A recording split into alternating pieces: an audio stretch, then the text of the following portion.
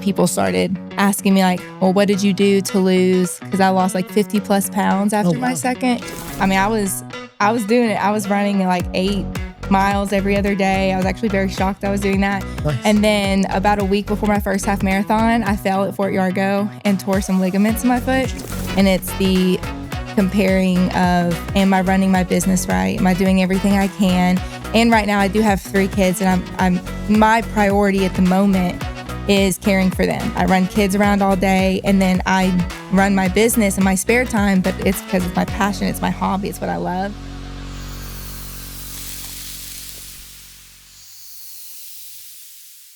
All right. We are here with Ashley Newman of Mommy Gut Fitness. Yes. Welcome to the podcast. Yeah. Tell us about Mommy Gut Fitness. What is it? What does that mean? So Mommy Gut Fitness, I started back in, like I always tell this story and then I forget, I think it was 2022, after I had my my second son. I have 3 now and it all gets confusing in timeline, but I started it because I was personally struggling with gaining weight, losing weight, all of the mommy hormones. And I know I needed a change, or I knew that after having my second. And so I started kind of falling into fitness, learning how to meal prep and plan. Long story short, I just fell in love with it. And then people started asking me like, well, what did you do to lose? Because I lost like 50 plus pounds after my second. And then I was like, well, all I did was meal prep. And then people were like, help me. And so it just started with a mom helping moms. I was actually a full-time teacher for 8 years. I was special education and actually was very heavy in that piece of it. Got my doctorate in education. Cool. Kind of saw myself, I guess, doing that for the long run. And then fell in love with a different kind of education through helping moms and teaching. So in 2022, started my business. And then it just like slowly kept going and kept going. So I was like listening to moms, what they were struggling with, what I was struggling with, and started getting certified in like personal training, female fitness, different type of hormone help with women, pregnant, postpartum. And then actually last year, so 25, 24, it was 24. So about a year now, I actually quit teaching and then have focused on like stay-at-home motherhood, helping other moms, doing health and wellness. So yeah, it's pretty much what Mommy Gut Fitness is a mom helping moms with health and wellness. Awesome. So it started with meal prep. Did I get that right? It did, yes. Just basic, like let's cook a meal and then let's divide it into these containers. And I was going to people's houses, helping them, like, let me teach you how to batch cook and then put it all in containers. And that's really where it started. So how did meal prep help you lose so much weight? I think for me, it's because I was struggling with portion control, especially with after having kids. I mean, I know a lot of people struggle with it, but after having kids, I was just very hungry all the time. Mm-hmm. And so then I kind of had to take a step back and was like, am I actually fueling my body properly? And so it was meal prep, but I also was making sure with meal prep, am I eating protein? Am I eating vegetables? So it was just able to like help me watch what I was eating and portion control. And so honestly, when I first lost my 50 pounds, I wasn't even exercising. It was just meal prepping. Oh, wow. Mm-hmm. And then you later on got into exercise or fitness. I did. Tell us about that. I would say probably 6 months after just meal prepping, my body, like I knew I kind of needed to do something a little bit more. So I actually started running, and I'm not like a natural born runner. I was actually in band and stuff. And so I'm not like the best athlete. But I wanted to run, and because I wanted that cardio piece. So I ran, I think, for 6 months, and I actually started training for 2 half marathons. I mean, I was doing it. I was running like 8 miles every other day. I was actually very shocked I was doing that. Nice. And then about a week before my first half marathon, I fell at Fort Yargo and tore some ligaments in my foot. Oh, so then I was like, all right, what's next? Because I was What's next is we sue Fort Yargo. Oh gosh. Well, I don't. I was about to say I don't know if I have that in me, but yeah, it's actually I was not wearing running shoes and I was on the trail. Or I'm sorry, I wasn't wearing trail shoes and I was on the trail. My foot caught some debris and I went tumbling. So it was a very, very traumatic thing for my body and my foot. So that was in November, and then January came, like the next January, a few months later, and couldn't run. I was still pretty like in a boot, but I wanted to start weightlifting. And I had all these preconceptions about women can't weight lift. I don't want to be bulky. I don't want to look like a man. So I actually started researching it and just the power of weightlifting for a woman when it comes to osteoporosis and just like bone and joints and lubricating your ligaments and your joints. So anyways, I started weightlifting 2 Januaries ago, and then just fell in love with it. And then I became passionate about that, started telling women, like, let's get rid of some of the preconceptions and let's learn about strength training and weightlifting. Yep. Yeah, I love that. Did you have any athletic background before you got into this?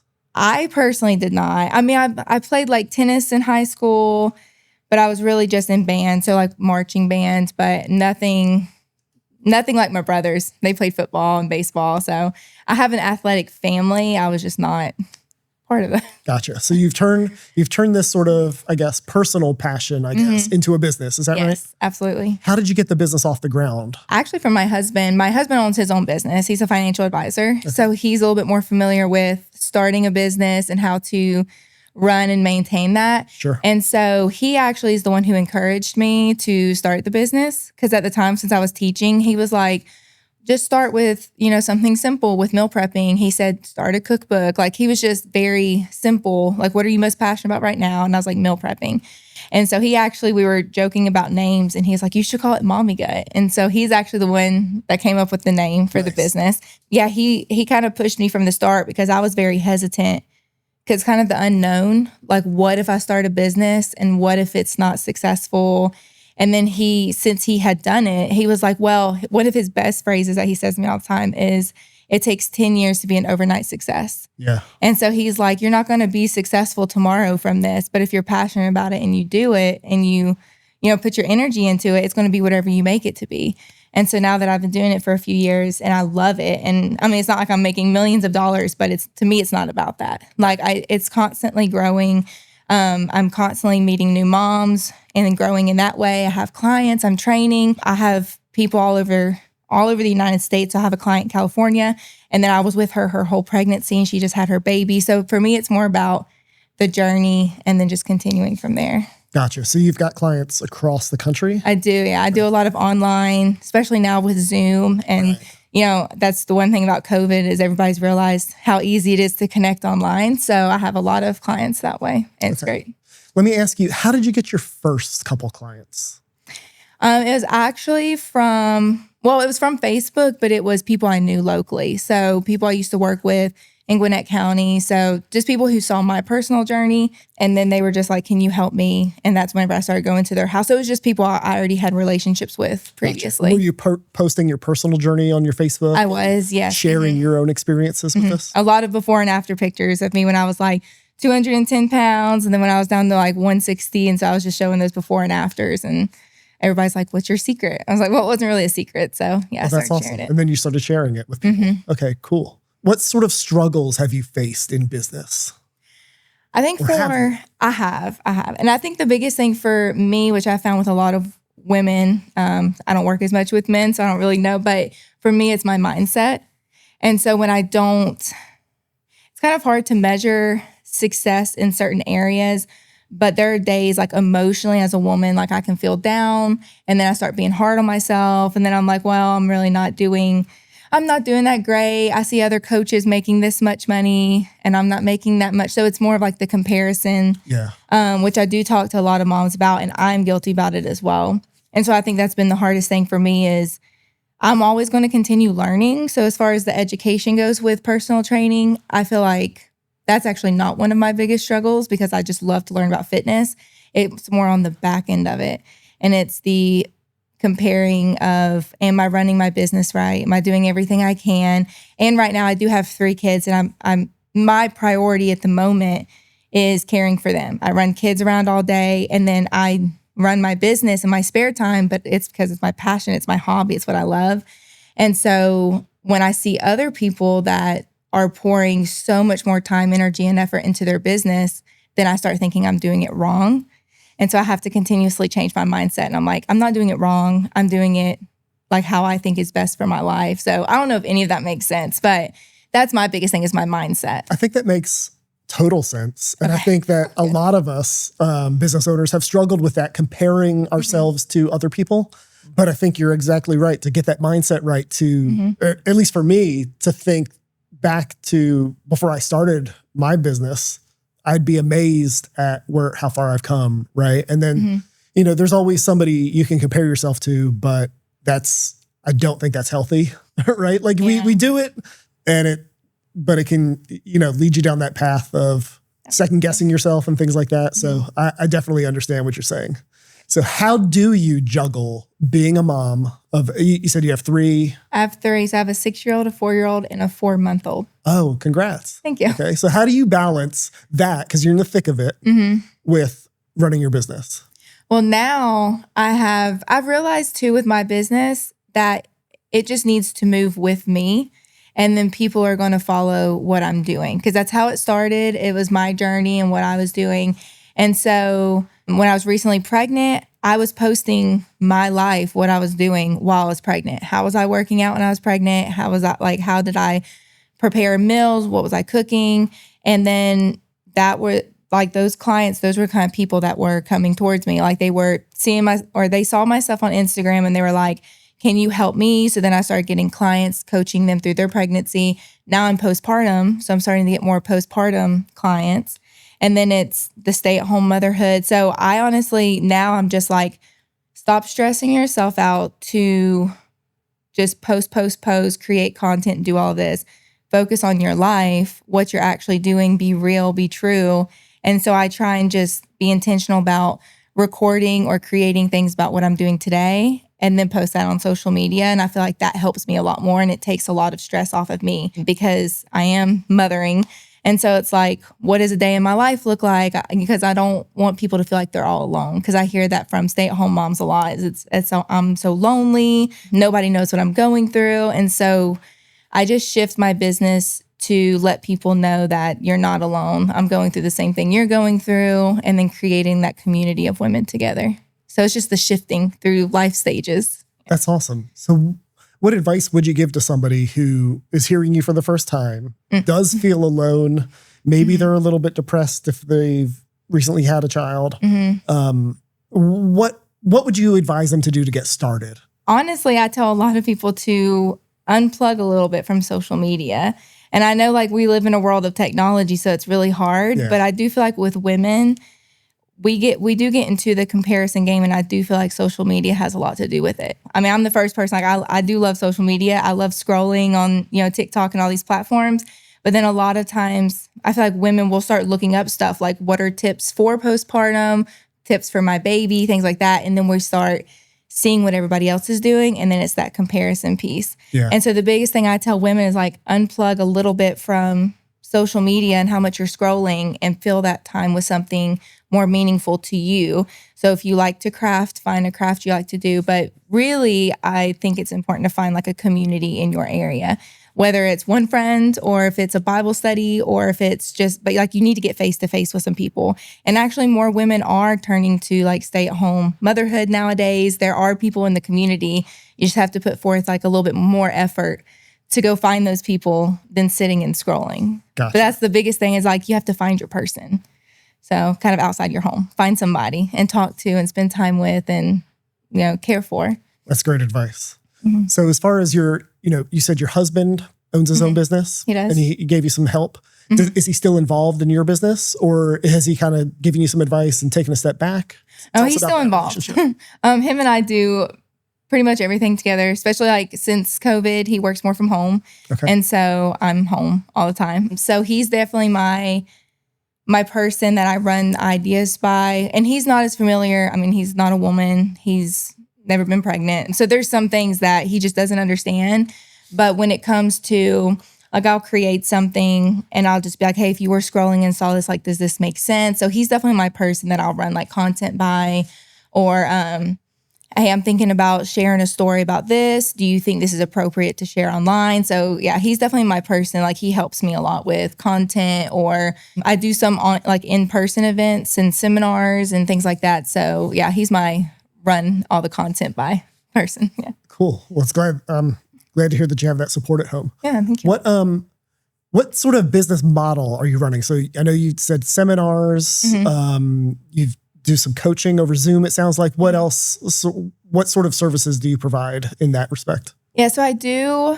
The majority of what I do is online coaching, and I have an app that I use, which I it's kind of, I feel like I do so much, but it's all like intertwined together. I actually do like metabolic genetic testing, which is like a cheek swab, and it tells us how your body processes macros, micros, and how it like responds to different types of workouts, like strength versus cardio. And so with a lot of people, I start there. And then once we get those results back, I build personalized plans based off of what your body needs.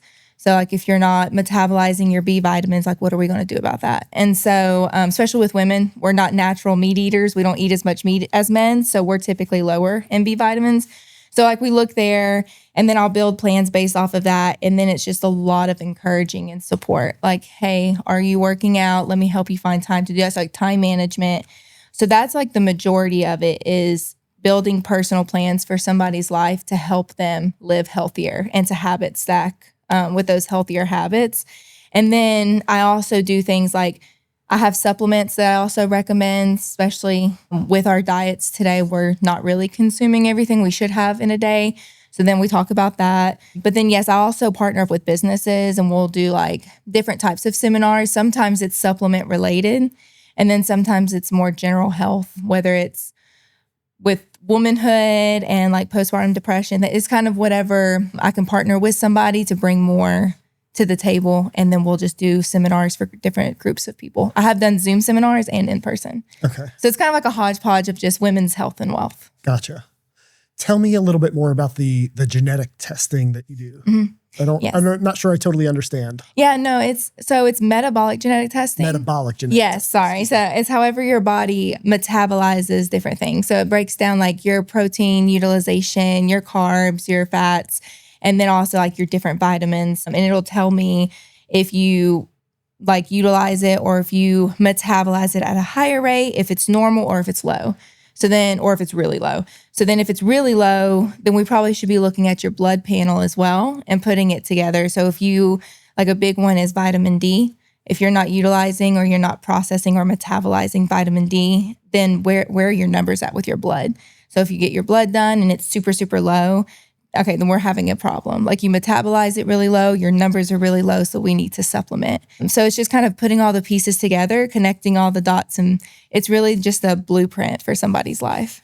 And is that from a cheek swab? You get all that information? Yes. So from somebody's saliva? Yeah. Well, yeah, and you like swab the inside of the cheek, so it's supposed to get like your DNA cells. There's 4 swabs, and so they're able to like look at it under a microscope and do all of that piece of it. But yeah, it's supposed to be your DNA so it doesn't change, because a lot of people will be like, well, let me wait till I'm not pregnant anymore, or let me wait till after the holidays. And I'm like, well, it really doesn't matter when you get it done. Your genetics, they don't change.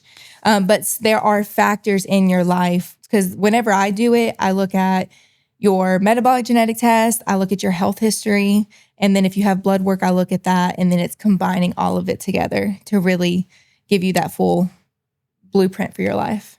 That's awesome. Mm-hmm. What sort of, I guess, work history or educational background did you have to get you into that? So I do have all of my other degrees are in education. Interesting enough, I feel like the reason I fell in love more with doing all of this was because I got my doctorate in, well, it was education, but I wrote my dissertation on behavior. Okay. And so at the time I was working in a middle school, and I did all of my research on like middle school students and their relationships with teachers. And so I was really big on the relationship piece and how that affected everything else in their life. So how were their grades in school based off of that? And then I realized, kind of moving out of that and then working with women so closely, that it really is similar, because how we are with our relationships, whether it's your kids or if you just had a baby or your husband or significant other, and it's like looking at all of that and how much it impacts how we run our day-to-day lives just with relationships. And so I think that's why I got so passionate about, well, I know it started with meal prepping, but then the more I started working with women, I was like, women need to know that they're not crazy. And if you like looking at metabolic testing and looking at blood work, like you're really not crazy. Like you may be feeling like you are, but then here's a reason why that could be. So I love helping them connect those dots. And I think the education background in me wants me to I want to learn and I want to keep going and keep going. And so it's a passion of mine to keep learning about it. So you've got 3 children, mm-hmm. 1 newborn. Yes. You run your own business. Your husband runs his own business. Mm-hmm. Is there any work-life balance, or is it all sort of intermixed? I think for us, it's pretty much intermixed. So there have been times where I tried to separate it. But for me, I'm a very emotional person. And I know that. I wear my heart on my sleeve. People typically know how I'm feeling just because of my face. Like I'm a very emotional person. And so I realized I can't really separate it.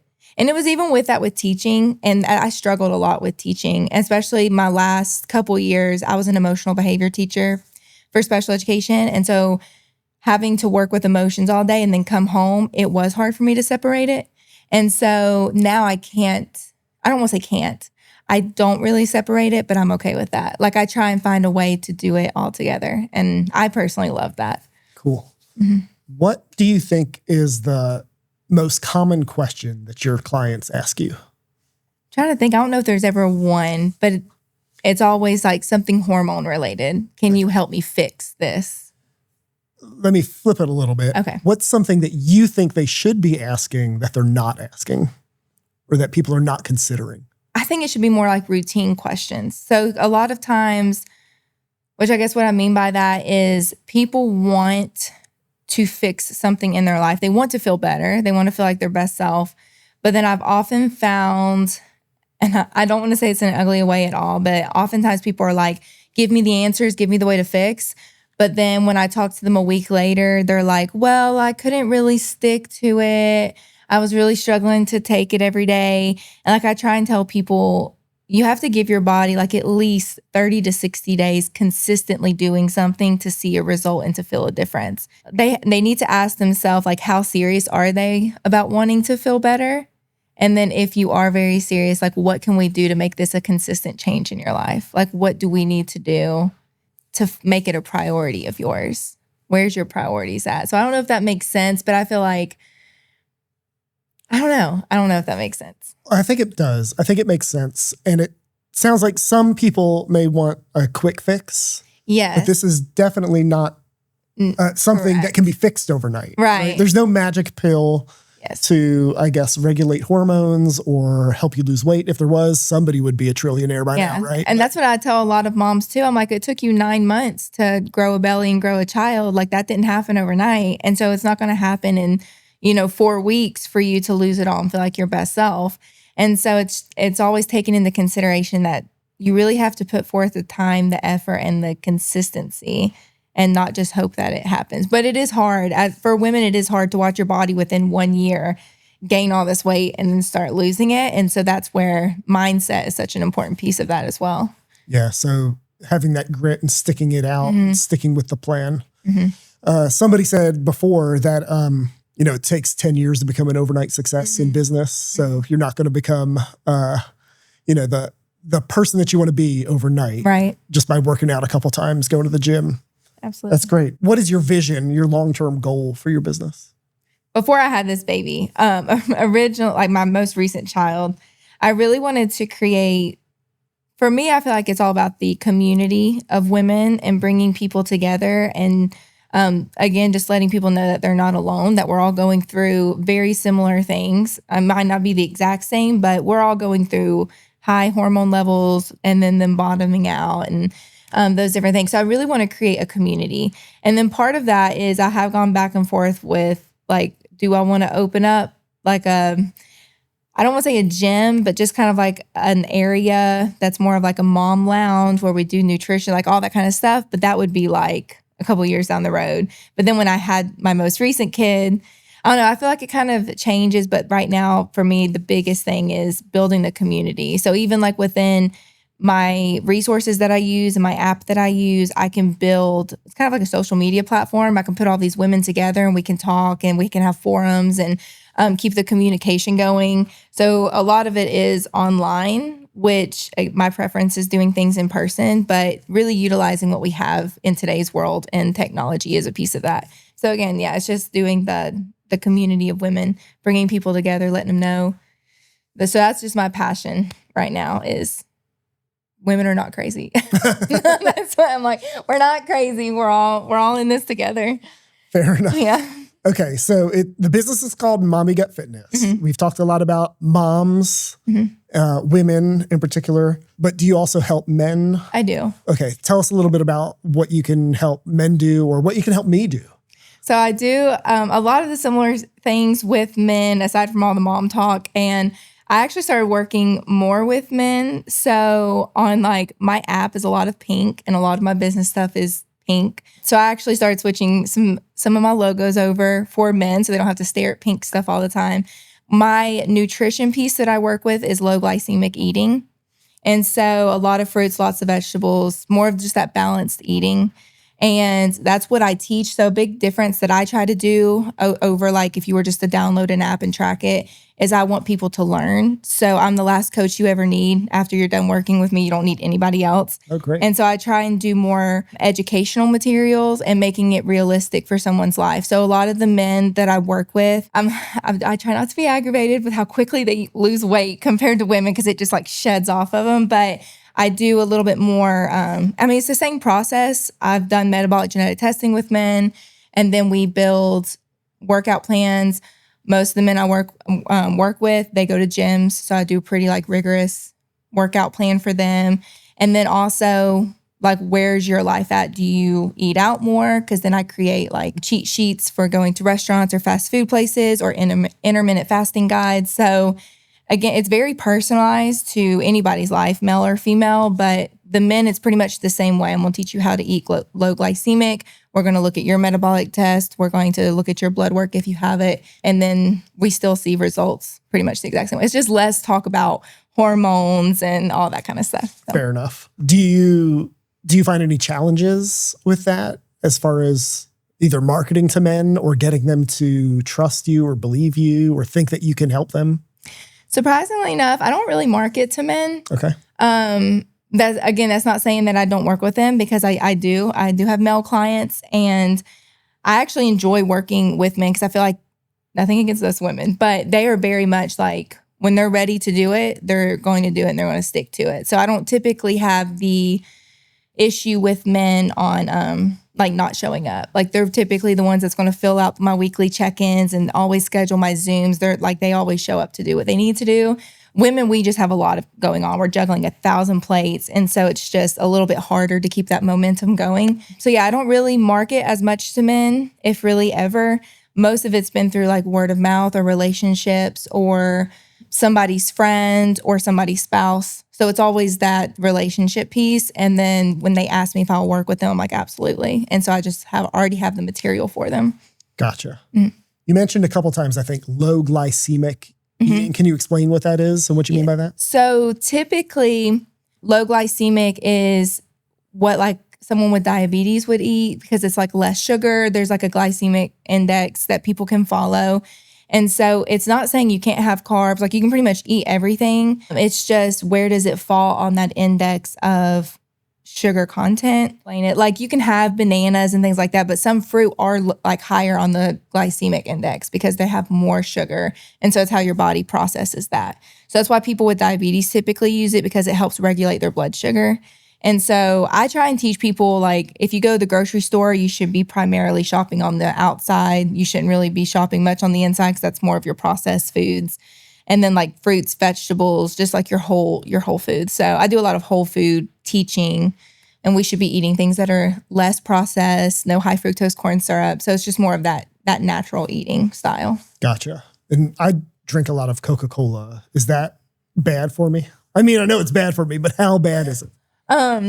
Yes, I was actually looking into this recently because almost everybody I meet has something. Like they have a Coke a day or a Coke Zero or a Diet Coke. And I've actually learned recently that it can mess up how your body is in its like alkalized state or how it's as far as pH levels go.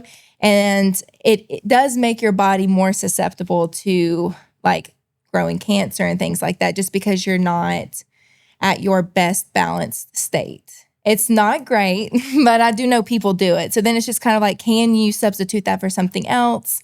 But I know some people are like, listen, I'm not giving up my Coke or my Diet Coke, but it's not the best thing. And I know there's a lot of alternatives now. Like if you just kind of need that fizz or something that's a little bit on that spicier side of a drink, I just always recommend people like, let's try and find an alternative. Like a margarita.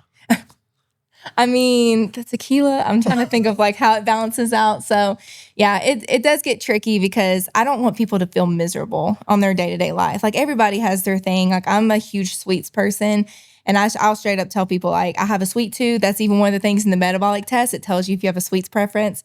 I do. I can't just have one piece of candy. I have to keep going. So then I have to find where my balance is. And that's why I just tell people is it's like, I'm not going to ask you to give up something to where you're just like miserable every day. That's not fair. Like life is meant to be lived. So how can we make a balance and just change things up for you? Gotcha. So cheat days, are they okay? Or do you build those in? I know years ago, the workout thing was like, okay, you try to be disciplined for most of the week. Yeah. On the weekends, you could have a cheat day. Is that something you subscribe to? Or I'm more about like, I think it just depends on every person. Like some people, they can kind of go without for a few days. If it's somebody who really needs something, like I have people in my life who they need a sweet after every dinner. Like they just can't, like that's just how they were raised. They have to have ice cream or something. And so I don't want to take that away from them because the whole thing of what I want to teach people is we need to make it realistic and we need to make it sustainable and obtainable, like all the things in life for you. So instead of getting a whole bowl of ice cream, let's get like a yogurt bar or a cup or something that's a little bit more trackable than just an open can. So I try and just talk people through their life specifically. What do you like? Things like that. And then let's set goals for you. Now, if it is somebody who's like, I need to cut it out. I don't really like cheat days because I just feel like if you hold it back that much and you just wait for your cheat day, then you go crazy. Yes, above and beyond. Yeah. So I think it's better to incorporate something small every day until we can keep like scaling back or just find that happy medium of that place. Gotcha. I've seen and heard and read more and more about sort of the lifestyle, right? The eating healthy, homeschooling your children, working out. All of this like holistic approach. Is there a name for this sort of trend or community? I mean, definitely holistic. I don't know if there's a name for the community. Because do you agree with me that yes, the community is growing in popularity? Yes. Like a lot of these things that we're talking about, my wife is implementing at our home. So I'm very familiar with some of these things. But do you see that growing as far as, a lot more people incorporating these sort of things into their lifestyle? Yes, I even think like within the last few years, because since having my first son and now, we're pretty big in our house about like we don't do food colorings, we don't do high fructose corn syrup or certain processed like oils and things like that. And then when we first started it, it was pretty difficult. I tried making my own like gummies, wasn't very good at it, but like teddy bear gum, I'm like trying to think of all the things. I tried to make my own bread. I still make bread occasionally. But when I first started, it was kind of difficult to find like ingredients or snacks or things that didn't have it. And then now it's actually pretty, in my opinion, it's pretty easy to go to the store and find, like they'll even have it on the label. It's like no high fructose corn syrup or no dyes. Or a lot of gluten-free options, a lot of dairy options for people who are not doing that. So I do feel like it's a lot more accessible now because there are so many people who are kind of boycotting the other stuff. Like I'm not going to bring this stuff into my home, so they are making the alternatives. So you can find the ingredients and the food in like the regular grocery store, or do you have to go to specialty stores? No, I think, like now I definitely know like Kroger, Publix, most of the grocery stores I've been in, and even like Walmart, they have like a whole section of it where the food is just, some of the food's getting healthier. Now it is like, I'm talking about like processed food that's in a box or, something like that. They are doing better with listing ingredients. But again, I'm a big component on we should be shopping like the perimeter because it just makes shopping easier when you're getting your meats and your greens and your fruits and all of that from the outside. But yes, I definitely feel like the community is growing because even with homeschooling, which my kids are also young, I'm not as familiar with the homeschooling community, but I do know I have a lot of friends that do it. And then they're starting to do all the cohorts and all of the groups now in each town. So I just feel like the more people who are going to go for the more holistic or the older style of living from back in the day, like it's just the times are going to change and more communities are going to start doing it. You're going to have people stand up and it's just going to be more like accessible for everybody. Yes. Let's get off grid, start a farm, teach our kids how to work and eat right. We talk about family compound all the time in my family. I have a huge family. We're always like, let's just go get the family compound. So yeah, same here. It sounds awesome. I can't wait to do it. With that being said, how do you approach raising your children, I guess, with this, holistic, healthy mindset? Because my kids, all they want to do is eat sweets and treats and candy. So I get that. I'm a believer that the kids are going to really follow mom and dad or whoever's raising them in the house. Like, I feel like people sometimes will give a crutch to like, oh, my kids can't do that, or how are we going to do that in this world? And all I have to say to that, my family's not perfect by any means, but my kids, I have been very just educational with them, just like I would with a client. And even like with Halloween, they're going to go trick-or-treating as normal. They're going to do like the rest of the kids. They're not going to walk up and be like snooty. Oh, I can only have chocolate. No, they'll just get whatever. And then they know when they get home, the first thing we do is dump a bag out and we separate it with dye candy and regular candy. And then my husband and I have the chocolate candy off to the side, and then we'll trade them. We'll be like, all right, you give me the dye candy, I'm going to give you other kind of candy. And they're like dye-free suckers. So we'll switch stuff out. And then when it comes to foods, like I do make a lot of homemade foods, but if they ask for something at the grocery store, I'll explain it to them. Like, hey, this has high fructose corn syrup in it, and we don't eat that at our house because of this. And so I just educate them, and they don't really ask me any questions.